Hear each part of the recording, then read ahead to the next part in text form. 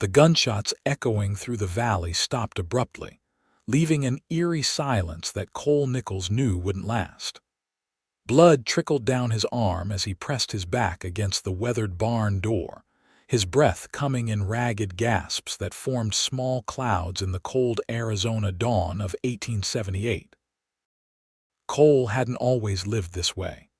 5 years earlier, he'd been a respected lawman in Tucson before a gang of outlaws murdered his wife and infant son. Since then, he'd drifted westward, taking odd jobs at ranches and settling in the small but growing community of Jerome Junction, Arizona Territory. The settlement served as an important stop on the newly constructed Atlantic and Pacific Railroad, bringing a steady stream of newcomers to the high desert landscape. The 30-year-old former lawman had built a modest cabin on the outskirts of town, far enough away to avoid unwanted company, but close enough to ride in for supplies when necessary. He preferred the company of his horses to people, finding solace in the daily routines of ranch work and the occasional bounty hunt when money grew scarce.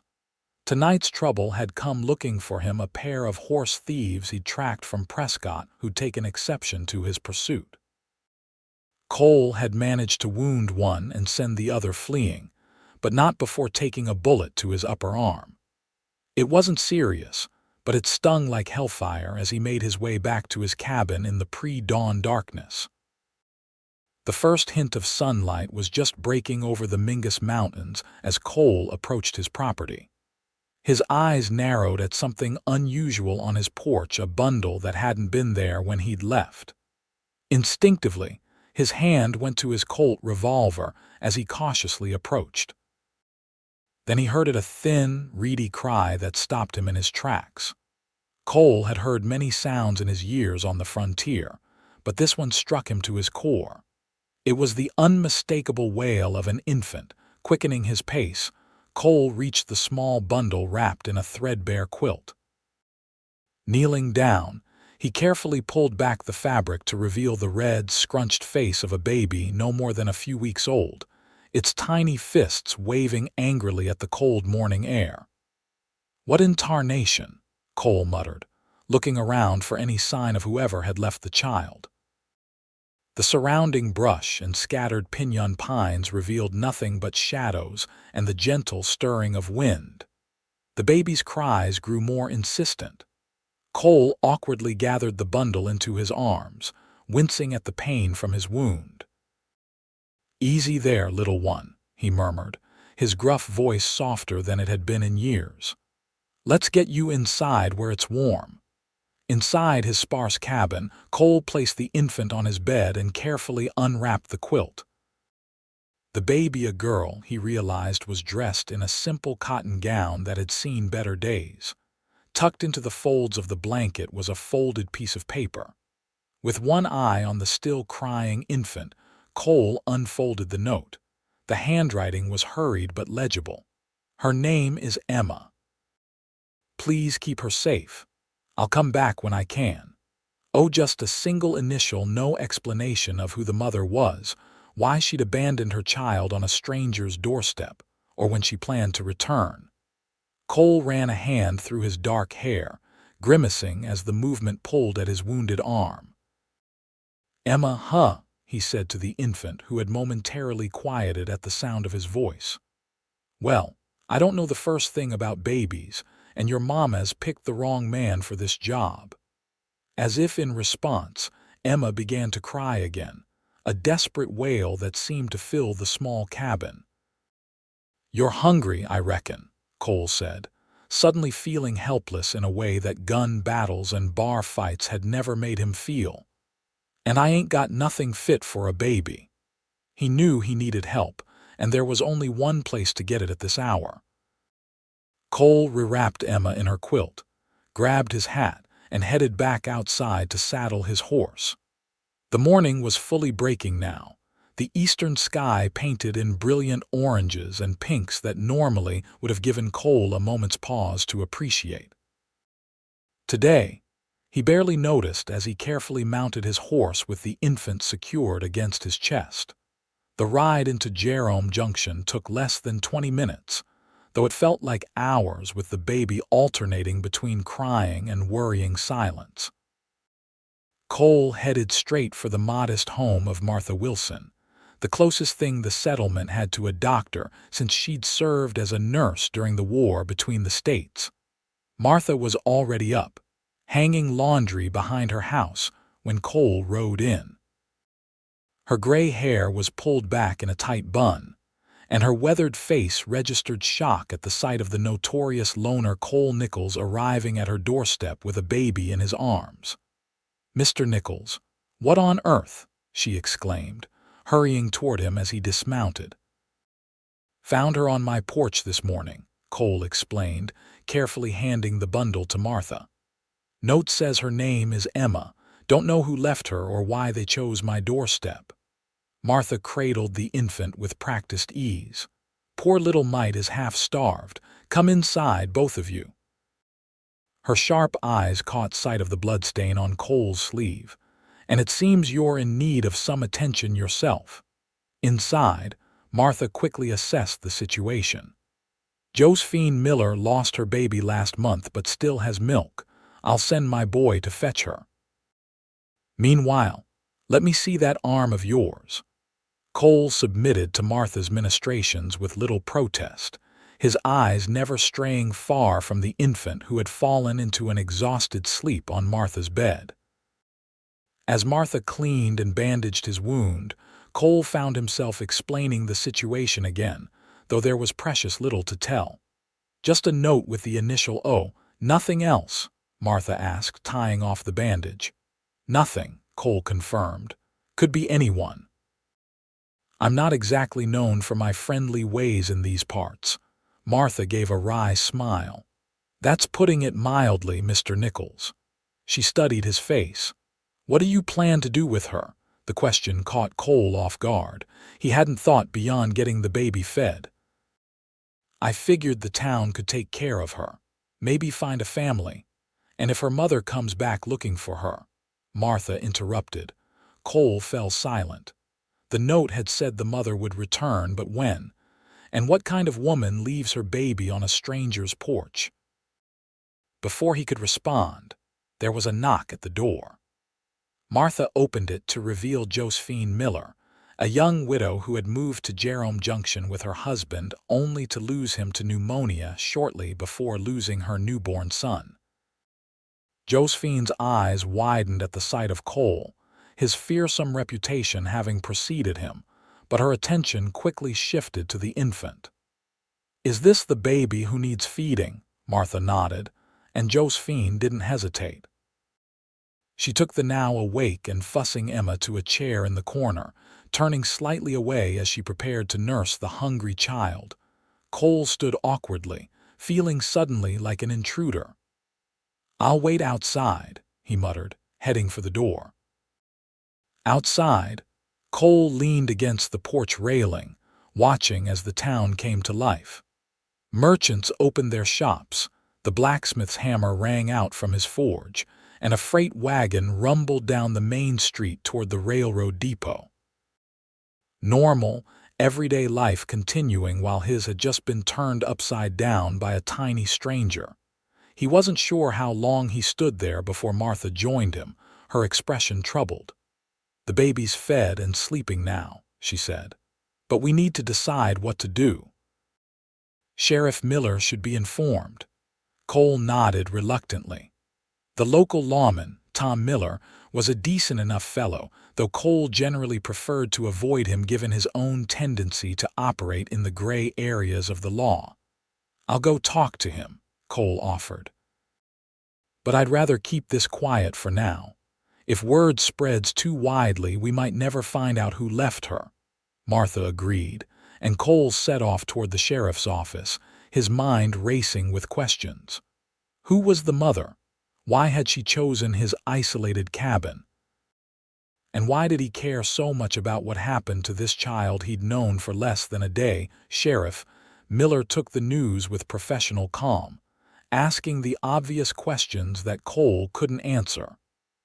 "I'll make some inquiries," he promised, "but discreetly. In the meantime, the child needs a temporary home. Josephine Miller has offered to care for her," Cole said, having discussed this with Martha before coming to the sheriff.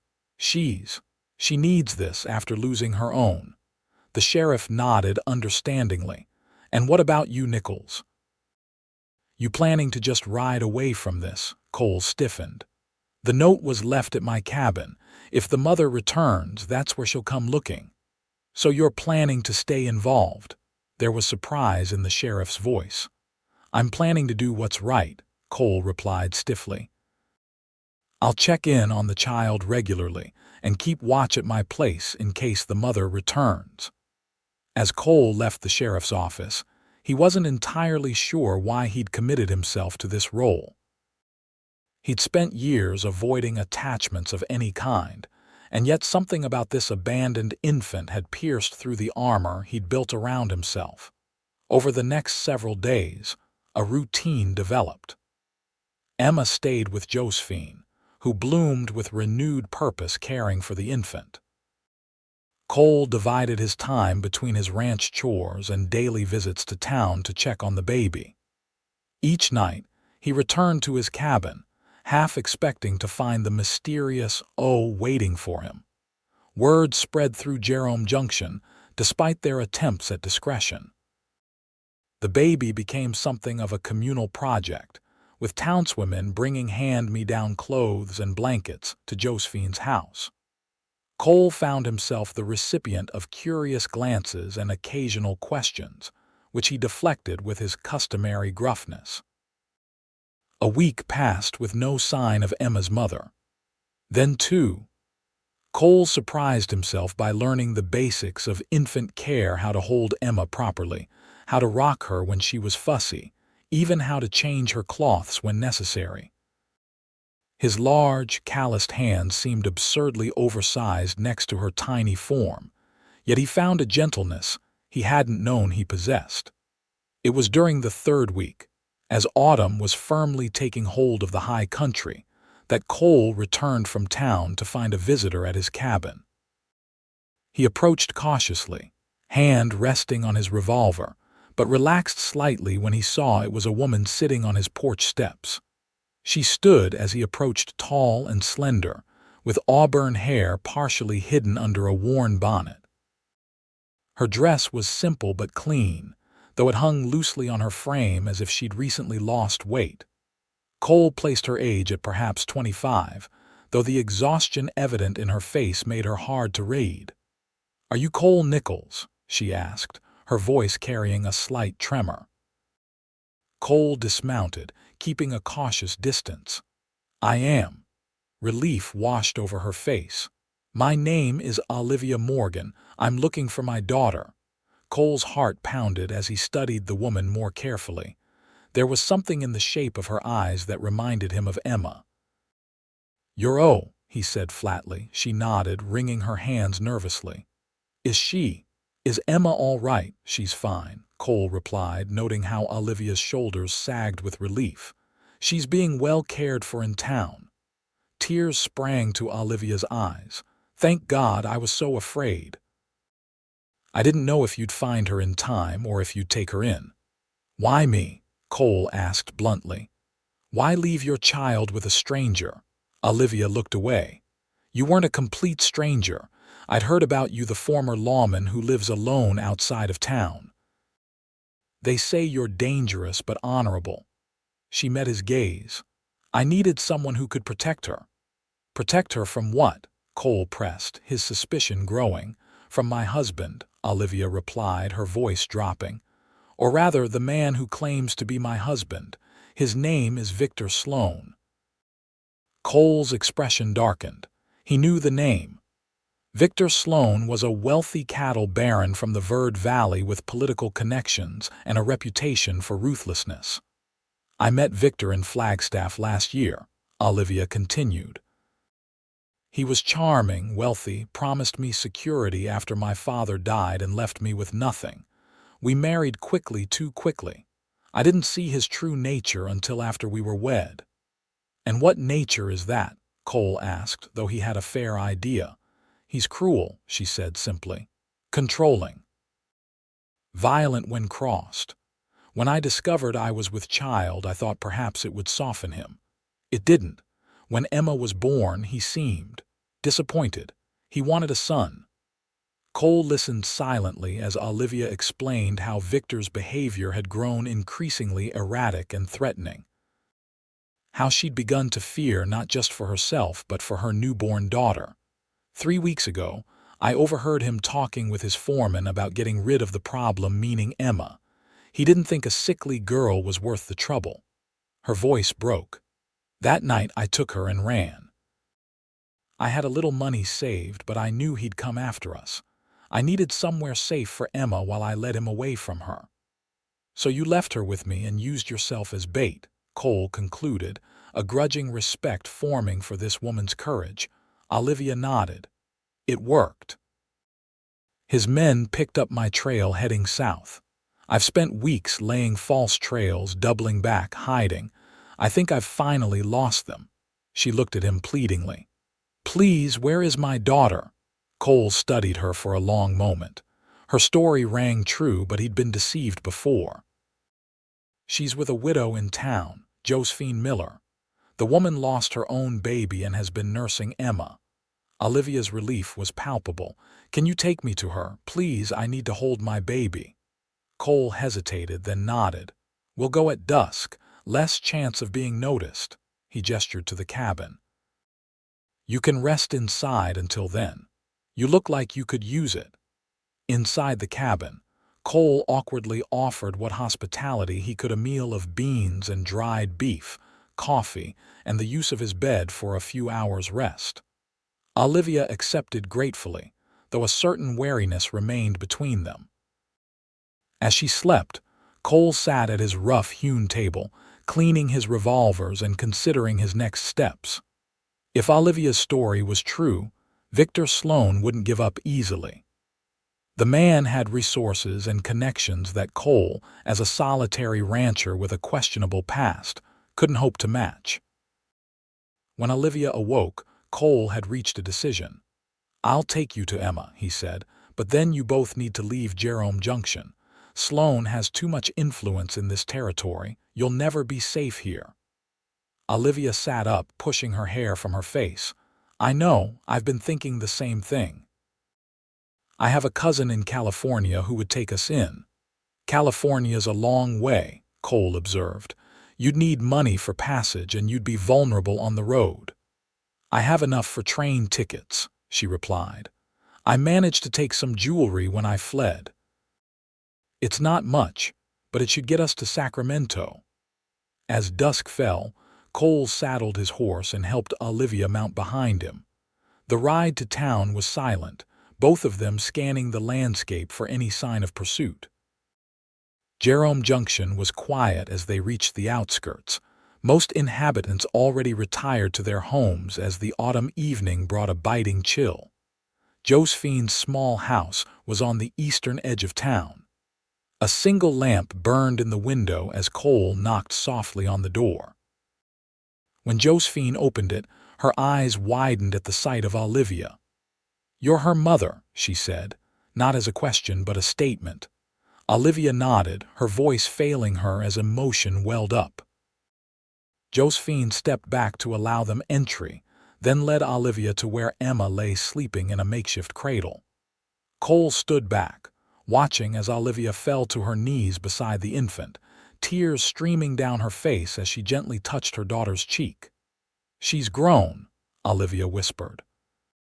"She looks stronger." "She's a fighter," Josephine agreed, her own eyes moist. "Takes to feeding well and rarely fusses without good reason." As Olivia carefully lifted her daughter into her arms, Cole felt a strange tightness in his chest. He'd grown attached to the little girl in these past weeks, more than he cared to admit. Watching her reunited with her mother brought both satisfaction and an unexpected sense of loss. Cole cleared his throat. "We can't stay long. Mrs. Morgan and Emma will be taking the morning train west." Josephine looked surprised. So soon. But it's not safe for them here, Cole explained. Her husband is looking for them and he means them harm. Understanding dawned on Josephine's face. She'd lived on the frontier long enough to recognize the need for swift departures. "You'll need supplies for the journey," she said practically.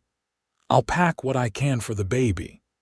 While Josephine gathered necessities for Emma, Cole stepped outside to ensure they hadn't been followed. The streets of Jerome Junction were deserted, the only movement coming from the saloon down the main street where a piano played a melancholy tune. When he returned, Olivia was rocking Emma, who had awakened and was gazing up at her mother with unfocused eyes. The sight stopped Cole in his tracks, mother and child together, a picture of what he'd lost years ago when his own family was taken from him. Olivia looked up, catching his expression before he could mask it. "Thank you," she said softly, "for saving her, for caring for her." Cole nodded stiffly, uncomfortable with the gratitude. "We should move you somewhere safe for the night. Train doesn't leave until 9 tomorrow. "She can stay here," Josephine offered. "I can make up a bed in the back room." Cole shook his head. "Too risky. If Sloane's men come looking, this would be the first place they'd check." "What do you suggest?" Olivia asked. "The parsonage," Cole decided. "Pastor Williams and his wife live behind the church. Few would think to look for you there, and they're good people who can keep a secret." Getting Olivia and Emma safely to the parsonage proved simple enough. Pastor Williams, though startled by the late-night visitors, quickly grasped the situation and offered sanctuary without hesitation. His wife, Ellen, immediately took to Emma, cooing over the infant while preparing a comfortable space for Olivia. "I'll come for you before dawn," Cole promised as he prepared to leave. "We'll get you on that train without being seen." Olivia caught his arm. "You've done so much already. You don't have to risk more for us." "I started this when I found her on my doorstep," Cole replied simply. "I'll see it through." As Cole rode back toward his cabin, a sense of unease settled over him. Something about the night felt wrong, too quiet, too still. His years as both lawman and outlaw had honed instincts that had kept him alive in dangerous situations, and those instincts were now screaming a warning. He approached his cabin cautiously, noting that no light burned inside where he'd left a lamp lit. Dismounting 100 yards away, Cole ground tied his horse and drew his revolver, moving silently through the shadows toward his home. The cabin door stood slightly ajar. Cole flattened himself against the outer wall, listening intently. The sound of furniture being roughly moved came from inside, followed by a man's voice. "He ain't been here for hours. Trail's cold." Another voice replied, "Boss ain't gonna like that. Said the woman would come here looking for her brat." Cole's jaw tightened. Sloane's men had found him, just as Olivia had feared. There were at least 2 of them, possibly more, ransacking his home in search of clues. He had options. He could confront them, but if there were more than he could handle, he risked being killed or captured. If they took him alive, they might force him to reveal Olivia's location. He could slip away, circle back to town, and warn the others, but that would mean letting these men continue searching, possibly finding something that would lead them to the church. Cole made his decision. Keeping low, he moved to the woodpile beside his cabin and selected a heavy log. With practiced precision, he hurled it through the front window. The crash of breaking glass was followed by startled shouts from inside. As Cole had hoped, 2 men burst through the front door, guns drawn, looking for the source of the disturbance. Cole fired twice from the shadows. One man went down immediately with a cry of pain, clutching his leg. The second returned fire wildly before Cole's third shot caught him in the shoulder, spinning him around. "Drop your weapons," Cole commanded, stepping forward with his revolver aimed steadily. The wounded men complied, their guns thudding into the dirt. "How many more of you are there?" Cole demanded. "Just us," the first man groaned, blood seeping between the fingers pressed to his thigh. "Sloan sent you," the second man, holding his bleeding shoulder, glared defiantly. "You got no idea who you're messing with. Mr. Victor Sloan owns half this territory. You're a dead man." "I've heard that before," Cole replied evenly. "Where is Sloan now?" The men exchanged glances but remained silent. Cole cocked his revolver. "Next one won't be in your leg." "He's in Jerome Junction," the first man admitted, paling at the threat. "Arrived this afternoon. Staying at the hotel with 4 more men." Cole's mind raced. If Sloan was already in town, Olivia and Emma were in immediate danger. The church was less than 100 yards from the hotel. "On your feet," Cole ordered. "You're coming with me." "I can't walk," protested the man with the leg wound. "Then crawl," Cole said coldly, motioning with his gun. "Either way, you're going to the sheriff." Cole marched his prisoners toward town, his horse following behind. The journey was slow due to the wounded men, but Cole's mind was working rapidly. He needed to get these men locked up, warn the pastor, and get Olivia and Emma out of town before Sloan discovered their location. Sheriff Miller was still awake when Cole arrived at the jailhouse, playing a solitary game of cards at his desk. His eyebrows rose nearly to his hairline at the sight of Cole's wounded captives. "What in blazes, Nichols?" "Sloan's men," Cole explained tersely. "They were searching my cabin." "Sloan's in town looking for the woman and her baby." Understanding dawned on the sheriff's face. "The mother came back," Cole nodded. "She's at the parsonage with her daughter.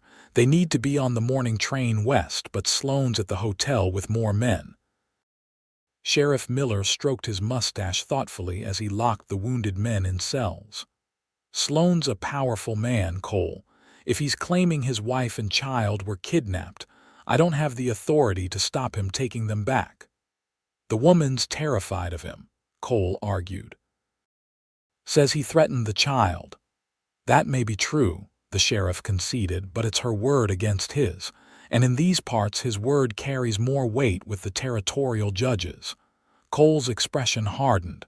"So you won't help?" Sheriff Miller sighed. "I didn't say that. I'm just stating facts."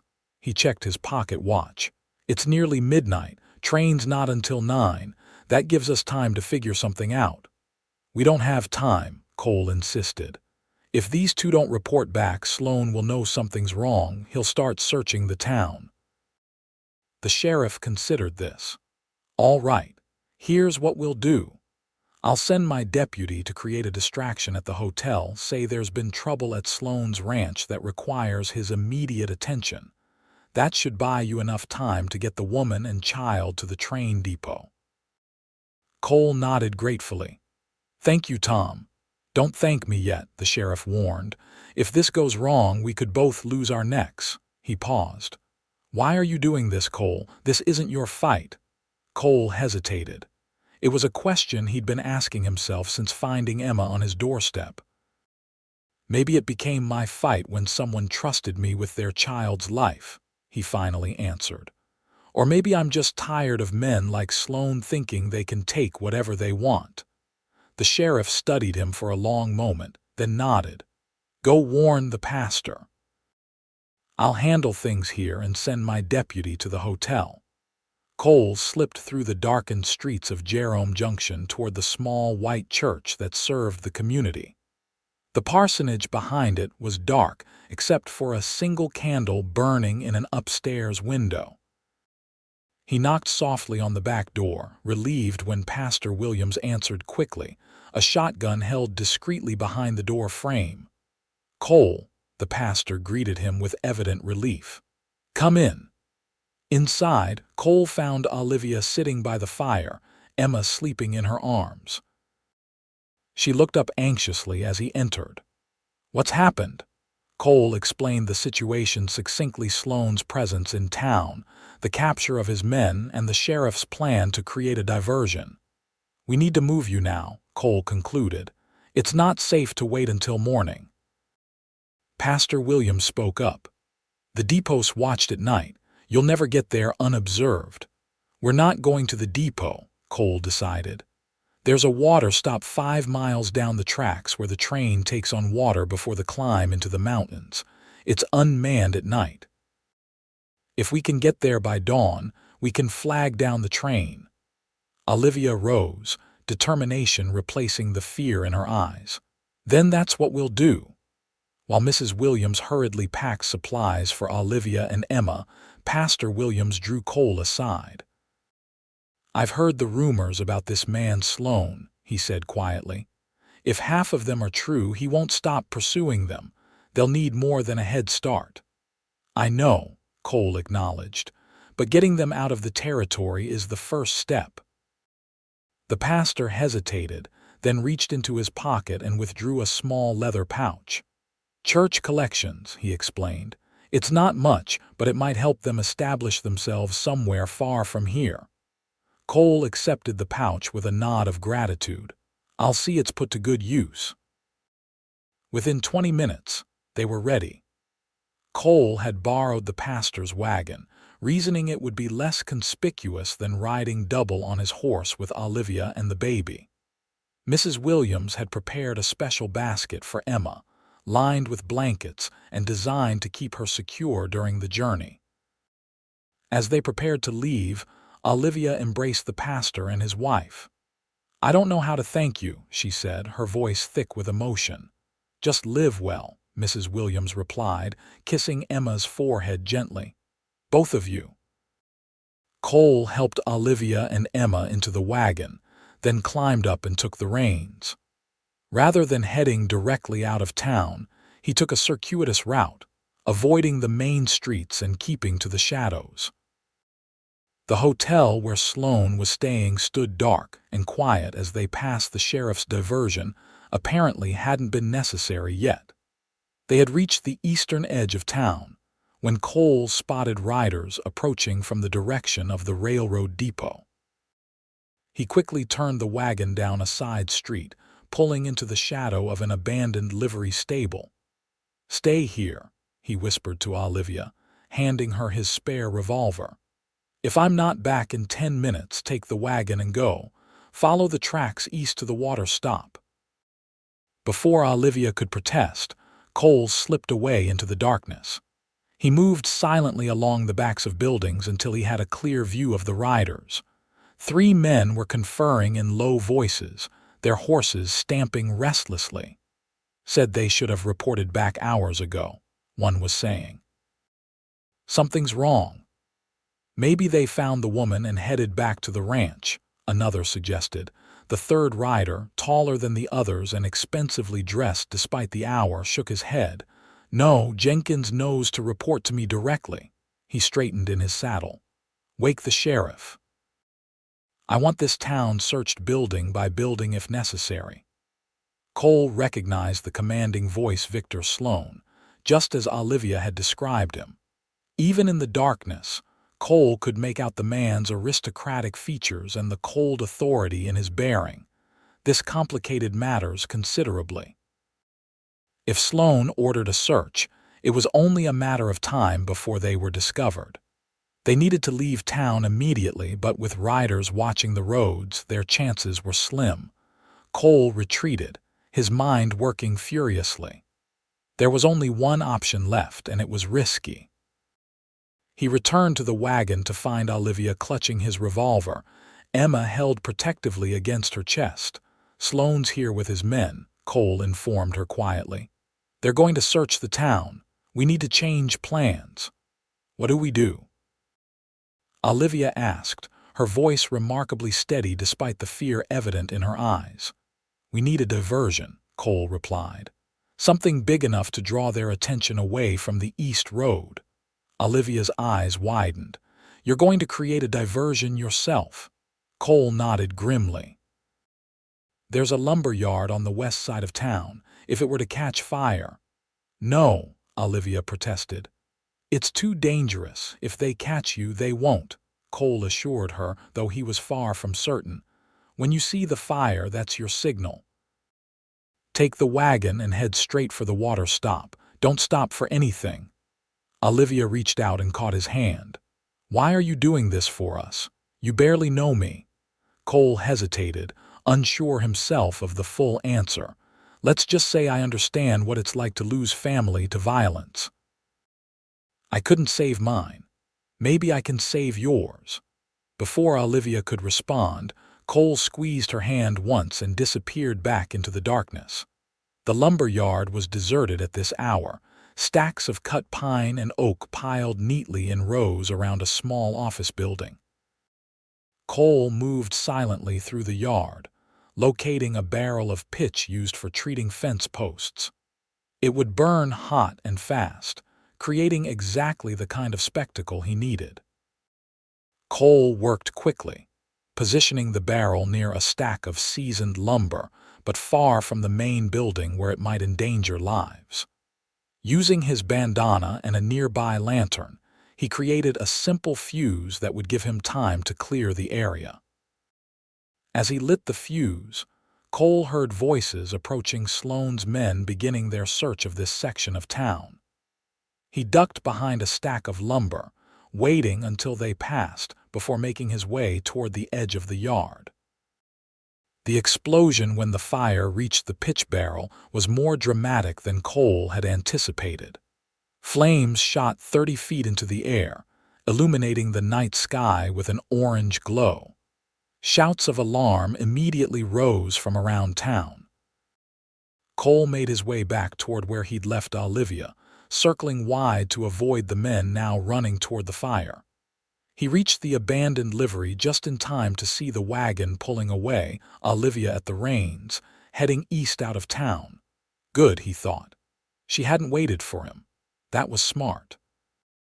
Cole quickly retrieved his horse from where he'd hidden it and mounted, intending to catch up to Olivia once she was clear of town. He had barely reached the eastern outskirts when he heard hoofbeats behind him, riders in pursuit. Cole urged his horse faster, keeping to the side of the road where the ground was softer and less likely to carry sound. Ahead, he could make out the wagon bouncing along the rough road, Olivia hunched over the reins. Cole whistled sharply, a signal they'd arranged earlier. Olivia glanced back, then slowed slightly to allow him to catch up. "Riders behind us," Cole warned as he came alongside. "Probably Sloane's men. The fire won't distract them for long." "How far to the water stop?" Olivia asked, her voice tense but controlled. 4 miles, maybe less." "We need to get off the road." Cole led them onto a narrow track that paralleled the railroad tracks but was sheltered from view by a line of cottonwood trees. The going was rougher here, the wagon jostling over uneven ground. Emma began to cry, the sudden motion disturbing her sleep.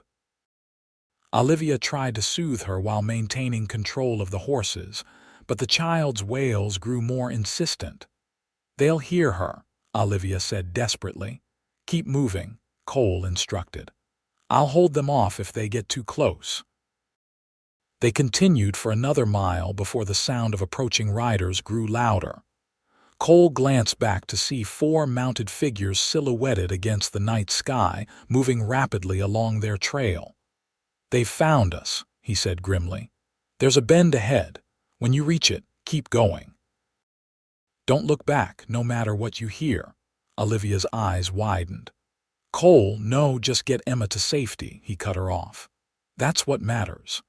As they approached the bend, Cole reined in his horse, allowing Olivia to continue ahead with the wagon.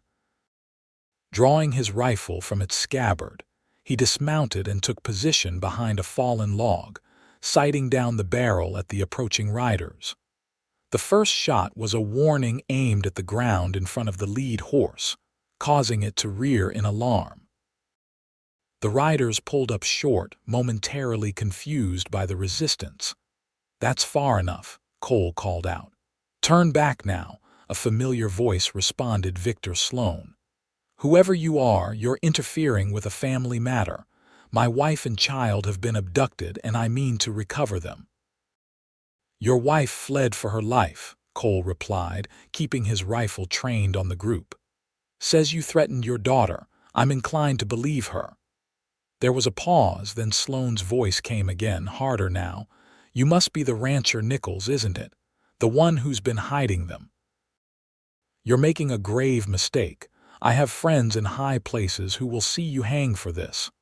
"Maybe," Cole acknowledged, "but you'll have to catch me first." He fired again, this time clipping the hat from one of Sloane's men. The response was immediate, a volley of gunfire that splintered the log Cole was using for cover. He returned fire methodically, forcing the riders to scatter for protection. For several minutes, an intense exchange of gunfire filled the night. Cole managed to wound one of Sloane's men, but he was outnumbered and running low on ammunition. He needed to buy just a little more time for Olivia to reach the water stop. A bullet grazed Cole's temple, sending a streak of fire across his skin and momentarily blurring his vision. He ducked lower, wiping blood from his eye as he considered his options. The decision was made for him when he heard the distant but unmistakable sound of a train whistle. The eastbound was approaching, earlier than expected. Olivia would need to flag it down immediately, or wait another day, a delay they couldn't afford. Cole fired his remaining rounds in rapid succession, then mounted his horse and galloped away from the shooting, leading Sloane and his men in the opposite direction from the water stop. It was a desperate gamble, but the only chance Olivia and Emma had to escape. The ruse worked. Cole heard the pounding of hooves behind him as all 4 riders gave chase, apparently believing he was leading them to Olivia. He pushed his horse hard, heading north into rougher country where his knowledge of the terrain might give him an advantage. For over an hour, the pursuit continued. Cole's horse was tiring, but so were those of his pursuers. He'd managed to increase the distance between them, but not enough to shake them completely. Then disaster struck. In the darkness, Cole's horse stepped into a prairie dog hole, stumbling violently. Cole was thrown clear, but the horse went down, screaming in pain as its legs snapped. Cole landed hard, the breath knocked from his lungs. For several precious seconds, he lay stunned, the world spinning around him. When he managed to sit up, he could hear Sloane and his men approaching. His fallen horse was thrashing weakly nearby, its cries certain to draw the pursuers directly to him. With a heavy heart, Cole drew his revolver and put the suffering animal out of its misery. Then, gathering what strength remained, he staggered to his feet and began to run, seeking cover in the broken terrain. He hadn't gone far when a bullet struck him from behind, tearing through his left side just above the hip. Cole stumbled but kept moving, pressing his hand against the wound as blood soaked his shirt. Another shot rang out, closer this time. Cole felt a searing pain in his right leg and went down hard, rolling behind a rocky outcrop for protection. "We've got him," he heard one of Sloane's men call triumphantly. Cole checked his revolver, 2 bullets left. Not enough to hold off 4 men, but maybe enough to ensure they didn't take him alive to force information about Olivia's whereabouts. "It's over, Nichols," Sloane's voice carried clearly in the night air. "Tell us where my wife and child are, and I might let you live." Cole remained silent, conserving his strength. He could hear the men dismounting, spreading out to approach his position from multiple angles. His vision was beginning to blur from blood loss, but he focused on the sounds of their movement. When the first man came into view, Cole fired. The shot caught the man in the chest, dropping him instantly. The others returned fire, bullets ricocheting off the rocks around Cole's position. With his last bullet, Cole waited until he had a clear shot at a figure he thought was Sloane. He squeezed the trigger just as dizziness overtook him, the shot going wide. Cole heard footsteps approaching, but could no longer raise his empty revolver. A boot kicked the weapon from his hand, and he looked up to see Victor Sloan standing over him, a look of cold satisfaction on his face. "Where are they?" Sloan demanded. Despite the pain clouding his thoughts, Cole managed a defiant smile. "Gone, far beyond your reach by now." Sloan's face contorted with rage. He aimed his pistol at Cole's head. "I'll find them with or without your help." Cole closed his eyes, awaiting the final shot. Instead, the sound of multiple horses approaching caused Sloan to hesitate. "Riders coming," one of his men warned. "At least 6, maybe more," Sloan cursed. "It's probably a posse from town. That fire was too convenient." He looked down at Cole with contempt. "You're not worth hanging for. Let the desert finish you off." With that, Sloan and his remaining men mounted their horses and rode away, leaving Cole bleeding on the rocky ground. Cole drifted in and out of consciousness, uncertain how much time had passed. The eastern sky was beginning to lighten when he heard voices and felt hands gently turning him over. "He's alive, but just barely," someone said, a familiar voice that Cole couldn't quite place. "Get him on my horse," another voice ordered. "We need to get him back to town quick." Cole forced his eyes open to see Sheriff Miller kneeling beside him, concern etched on his weathered face. "Olivia." Cole managed to whisper. "Emma," the sheriff smiled grimly. "On the train, just like you planned. We got word from the conductor at the water stop. They made it." Relief flooded through Cole, momentarily overriding the pain of his wounds. Sloan headed north with what's left of his men. "We'll track him down." The sheriff's expression grew serious. "You've lost a lot of blood, Cole. Don't try to talk anymore." As they lifted him onto a horse, Cole surrendered to the darkness that had been threatening to engulf him. For days, Cole hovered between life and death in Martha Wilson's home. The bullet in his side had missed vital organs, but infection had set in, bringing with it fever and delirium. Martha and Josephine took turns at his bedside, cooling his brow and forcing broth between his cracked lips when consciousness briefly returned. In his fevered dreams, Cole relived the night of the escape, but the details twisted and changed. Sometimes, Olivia and Emma were captured. Other times, it was his own wife and son from years ago that he was trying to save, always failing as bullets found them instead of him. It was nearly a week before the fever broke and Cole awoke to find Martha dozing in a chair beside his bed. "Water," he rasped, his throat painfully dry. Martha startled awake, then smiled with evident relief. "Welcome back to the land of the living, Mr. Nichols. We weren't sure you'd be joining us again." As Cole sipped the water she offered, Martha filled him in on what had happened. Sloan had indeed fled north, but a territorial marshal had arrested him near Flagstaff for the murder of one of his own men apparently. He'd shot one of his henchmen in a rage over losing Olivia and Emma. The charges wouldn't stick for long with Sloan's connections, but it had bought time. "And Olivia, Emma?" Cole asked, dreading the answer. "Safe as far as we know," Martha assured him. "The train got them to California.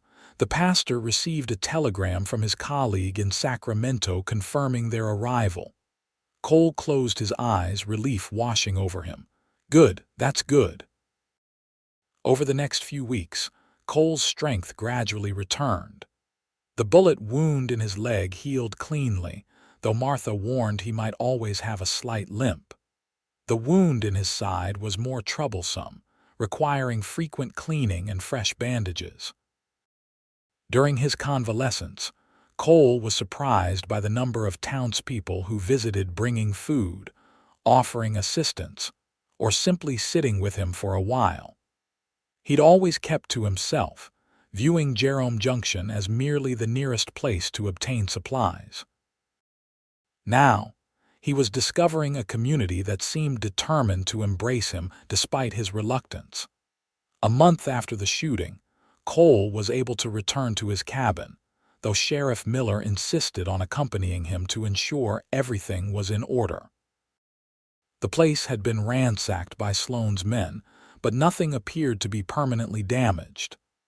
"Town took up a collection," the sheriff mentioned casually as Cole surveyed the disorder, "to replace anything that was destroyed, and some of the men offered to help repair that broken window." Cole was uncomfortable with the charity but recognized the genuine goodwill behind it. "Tell them I'm grateful," he said stiffly, "but I can manage." Sheriff Miller studied him thoughtfully. "You know, for a man who claims to prefer solitude, you went to extraordinary lengths to help a woman and child you barely knew." Cole had no answer for that. He'd been asking himself the same question during the long hours of his recovery. Life gradually returned to normal.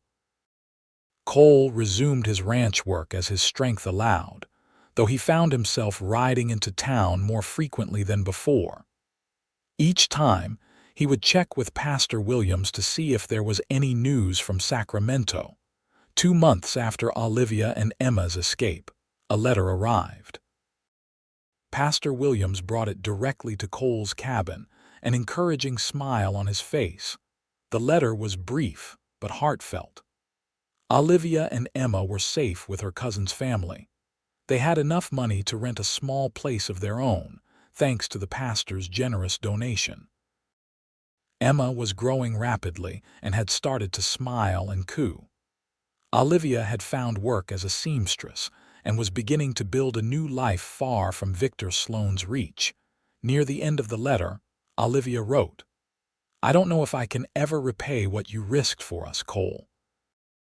You saved not just our lives but our future. Emma will grow up knowing the name of the man who gave her a chance at life." Cole read the letter several times before carefully folding it and placing it in his shirt pocket. There was a curious emptiness inside him, relief that they were safe, certainly, but also a sense of something unfinished. Life continued. Winter settled over Jerome Junction, bringing snow to the high country and quieting the usual bustle of the town. Cole kept to himself, working his small ranch and occasionally taking bounty hunting jobs when the sheriff had someone who needed tracking. In late February, news reached them that Victor Sloane had been acquitted of murder charges, as expected, but had lost much of his influence in the territory. Rumors suggested he had gone east, perhaps to start over where his reputation hadn't preceded him. Spring came early that year. As the snow melted and the first wildflowers appeared on the hillsides, Cole found himself increasingly restless. The letter from Olivia remained in his drawer, read so often that the creases were beginning to tear. One evening in late April, Sheriff Miller rode out to Cole's cabin. The lawman dismounted stiffly, accepting Cole's offer of coffee as they sat on the porch. "Got some interesting news today," Miller said casually, blowing on his hot coffee. "Territorial Court has officially dissolved the marriage between Victor Sloane and Olivia Morgan. Seems Sloane didn't contest it, probably figured it wasn't worth the scandal. She's a free woman now." Cole kept his expression neutral, though his heart had quickened at the news. "That's good for her and the child." The sheriff studied him over the rim of his cup. "You know, Sacramento's not that far by train these days. 4, maybe 5 days."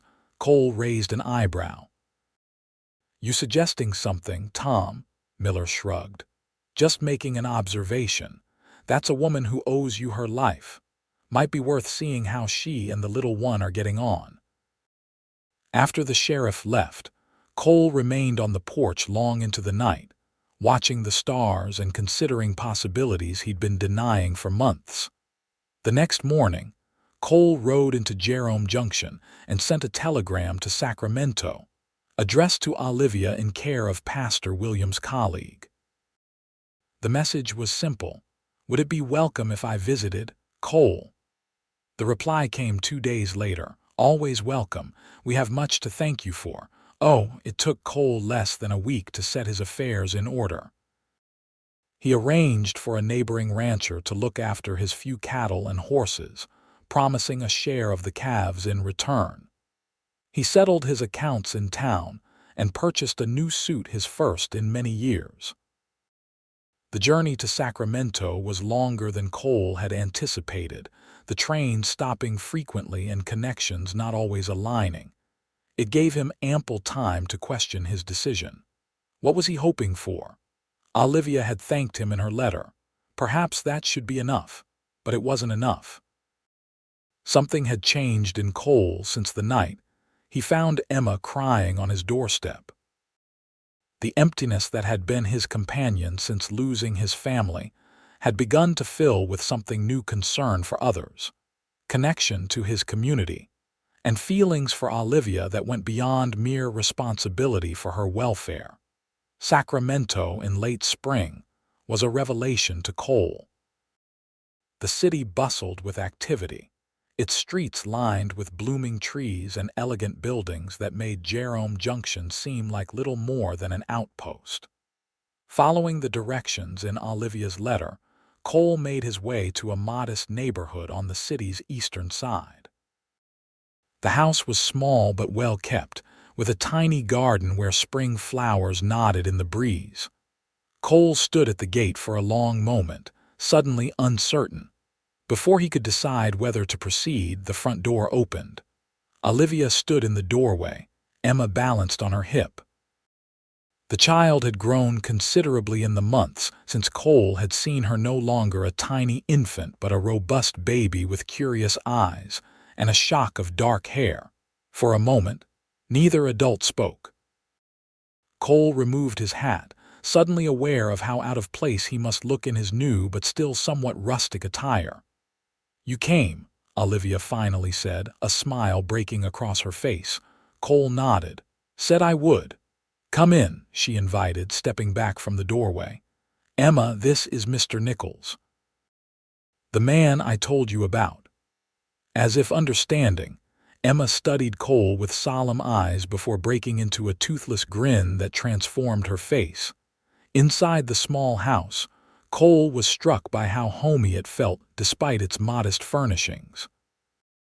Olivia had created a warm, comfortable space with simple touches: a vase of wildflowers on the table, a colorful quilt draped over a rocking chair, a rag doll propped in a tiny cradle for Emma.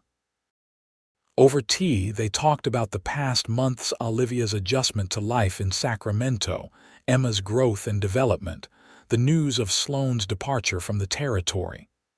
"And you?" Olivia asked. "How have you been healing?" Cole shrugged. "Well enough. Martha says I'll always have a limp when it rains, but otherwise, no lasting damage." Olivia's eyes grew serious.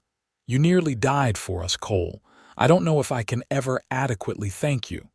"You don't need to," he replied simply. "Knowing you're both safe is enough."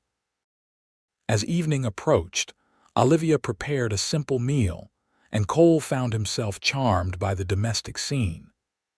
Emma sat in a high chair, messily feeding herself small pieces of bread and cooked vegetables, occasionally offering a soggy morsel to Cole with a generous smile. After Emma was bathed and put to bed, Cole and Olivia sat in the small parlor, the conversation flowing more easily than either might have expected. Cole found himself sharing stories of his past that he'd rarely spoken of: his time as a lawman, the family he'd lost, the years of drifting that had followed. "Is that why you helped us?" Olivia asked softly. "Because of what happened to your wife and son?" Cole considered this. "Partly, I suppose. But it was more than that." He paused, searching for words. "When I found Emma on my doorstep, it was like being given a second chance at something I thought was lost forever. Not just protecting someone, but belonging to something, being needed." Olivia reached across the small space between them and took his hand. "You were needed, Cole, more than you know." That night, Cole stayed at a nearby boarding house, but he returned to Olivia's home the next day and the next. They fell into an easy pattern: walks in the city park with Emma, shared meals, quiet evenings talking by the fire. On the 5th day of his visit, as they watched Emma attempting to crawl on a blanket spread in the garden, Cole finally asked the question that had been growing in his mind. "What would you think about coming back to Arizona territory? Not right away," he added quickly, "but someday when it's safe." Olivia looked surprised. "Back to Jerome Junction. But Sloan still has connections there." "Not to Jerome Junction," Cole clarified. "I've been thinking of selling my place and buying land further west, near Prescott. It's good country, safer, more settled. They're building schools, churches. It would be a good place for Emma to grow up." Olivia studied him, understanding dawning in her eyes. "Are you asking us to come with you, Cole?" "I'm asking if you'd consider it," he replied, suddenly feeling as nervous as a schoolboy. "I know it's too soon. We're still getting to know each other. But these past months, thinking about you and Emma, I've realized I don't want to go back to the life I had before." A smile slowly spread across Olivia's face. "It seems to me we already know each other in ways that matter most. You've seen me at my most desperate and afraid. I've seen you willing to give your life for us." She reached for his hand. "I think that's a foundation worth building on." Cole felt something inside him shift and settle, a sense of rightness he hadn't experienced in years. "It won't always be easy," he warned. "I'm not a wealthy man." Olivia laughed, the sound brightening the garden. "After everything I've been through, Cole Nichols, easy isn't what I'm looking for. I want safe and honest and kind." Her expression grew serious. "You're all of those things." In the days that followed, they began to form plans.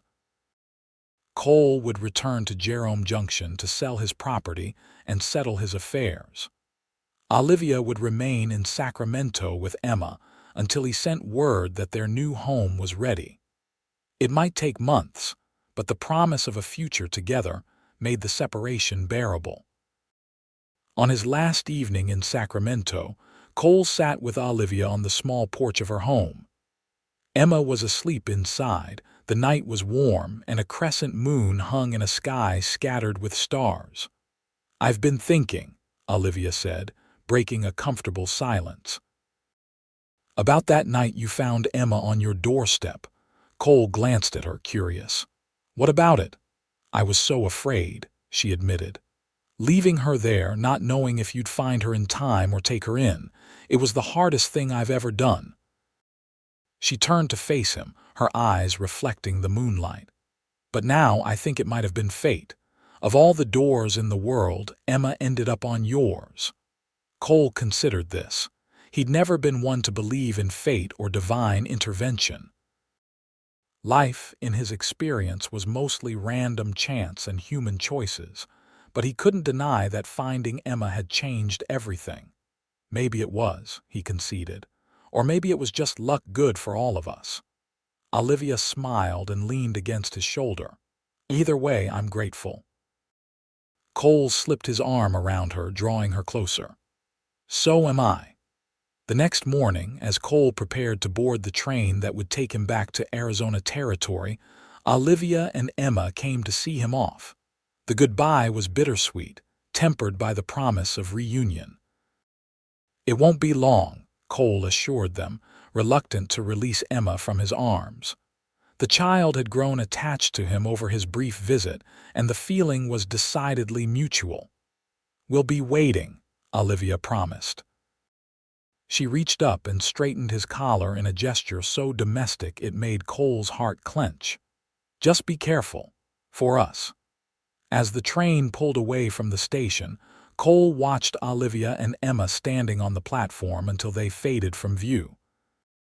The emptiness he'd carried for so long was gone, replaced by purpose, and the anticipation of building a future with the family he'd unexpectedly found.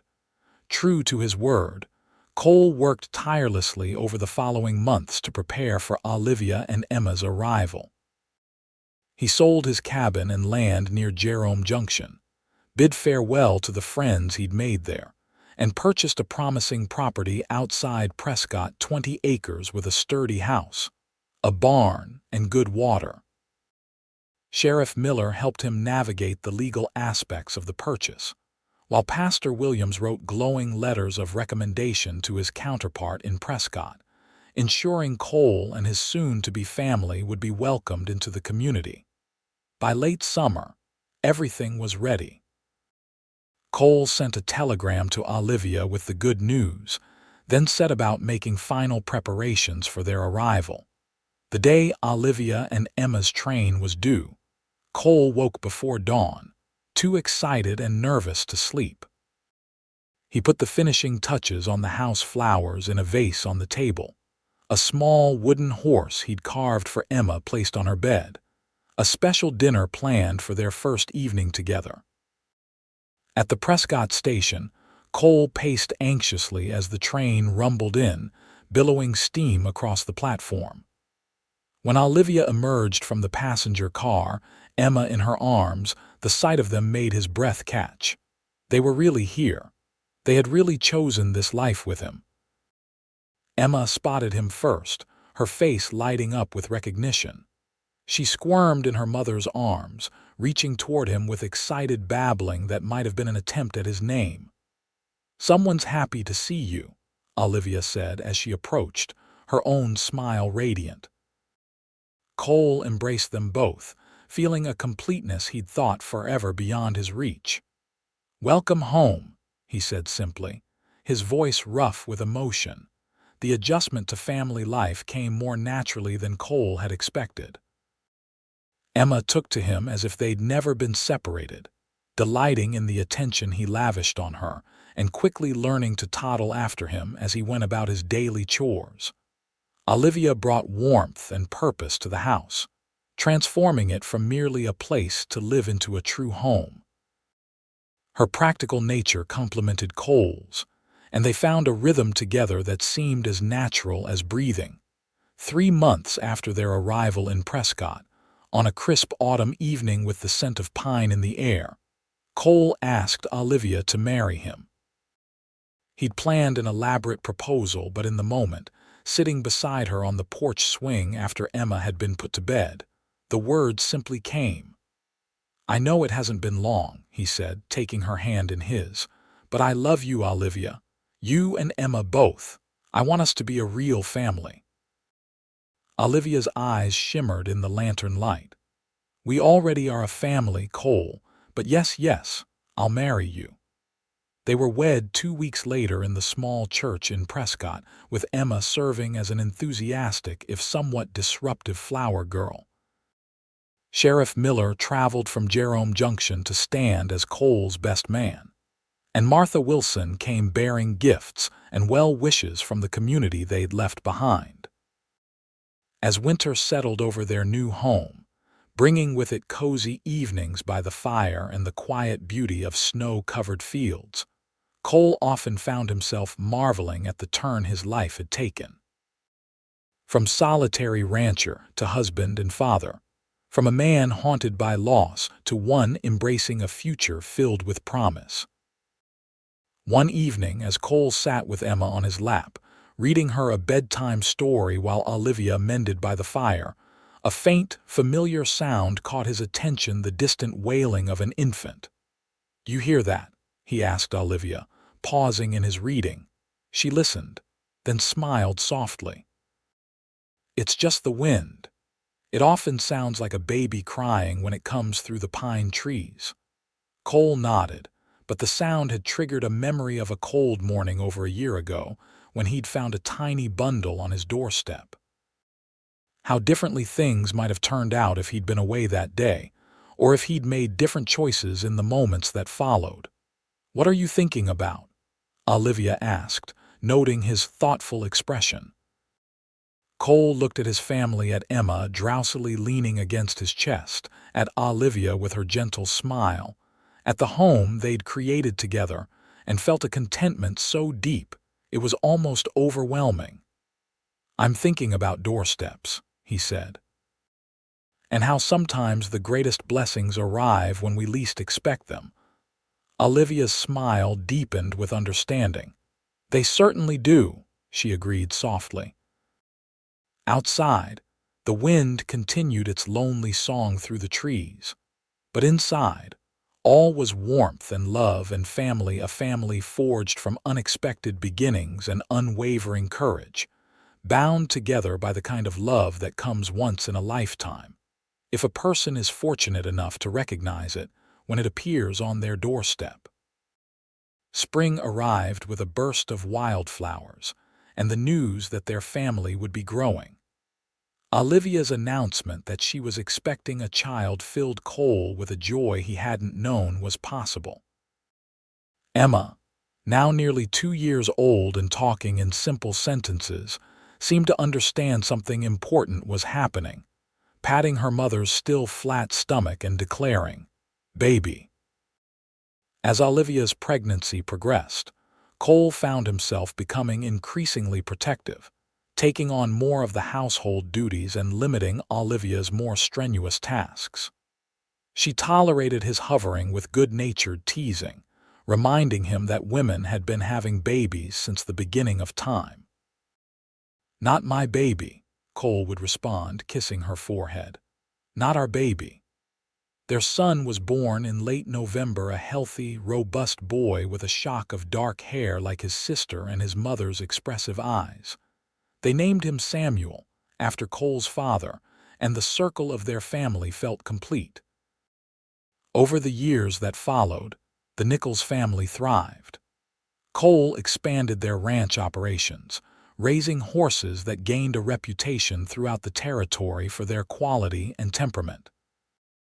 Olivia established a small dressmaking business that allowed her to work from home while caring for the children. Emma grew into a spirited, intelligent girl with her mother's determination and her father's sense of justice, while Samuel developed a quiet thoughtfulness that belied his young age. They rarely spoke of the past of Victor Sloan or the desperate escape that had brought them together. Those events had shaped their family, but did not define it. When questions inevitably arose from the children about how their parents had met, Cole and Olivia shared a simplified version of the truth: that Emma had brought them together in a time of need, and they had found in each other exactly what they hadn't known they were looking for. Occasionally, news would reach them of Sloan. He had indeed gone east, remarried, and reportedly lost much of his fortune in poor investments. The man who had once posed such a threat to their happiness had diminished to little more than a distant memory. On Emma's 10th birthday, as the family celebrated with friends from Prescott, Cole found a moment alone with his daughter. She had his gift, a hand-tooled leather journal, clutched to her chest, her eyes bright with excitement. "You know what I'm going to write in it first, Papa?" she asked. Cole smiled, still marveling at how this child who wasn't his by blood had become so completely his daughter in every way that mattered. "What's that, Em?" "Our story," she declared with the certainty only a 10-year-old could muster. "About how I was left on your doorstep and how you saved Mama and me and how we became a family." Cole's throat tightened with emotion. "That's a good story," he agreed. "One of the best I know." Emma's expression grew serious. "Mama says I should always remember that day, because it's when our family really began." "Your mama's a wise woman," Cole said, glancing across the yard to where Olivia stood chatting with neighbors, Samuel balanced on her hip. As if sensing his gaze, she looked up and smiled at him, a smile still capable of quickening his pulse after all these years. That night, after the celebrations were over and the children were asleep, Cole and Olivia sat together on the porch swing that had become their favorite spot for quiet moments together. "Emma wants to write our story in her new journal," Cole mentioned, his arm around Olivia's shoulders. Olivia leaned into him with a contented sigh. "She's been asking me more questions lately about those days, about Sloan, about why I left her on your doorstep. I try to be honest without frightening her." "You did what you had to do," Cole said firmly. "You protected her the only way you could." "I know," Olivia agreed. "But sometimes I wonder what might have happened if you hadn't found her when you did, or if you'd decided not to take her in." Cole considered this, as he had many times over the years. "I don't think there was ever really a choice," he said finally. "The moment I saw her, something changed. It was like being given a second chance I didn't know I needed." Olivia turned to face him, her eyes reflecting the starlight. "That day changed everything for all of us. It led me to you." She reached up to trace the line of his jaw, a gesture of tenderness that had become familiar over the years yet still sent warmth through him. "I thank God every day for leading me to your doorstep." Cole captured her hand and pressed a kiss to her palm. "And I thank God every day that you came back to find us waiting." Together they sat in the gentle night, surrounded by the home and family they had built from the most unexpected of beginnings, a crying infant on a doorstep, a desperate mother's return, and a former loner's discovery that the greatest adventure of all was opening his heart to love.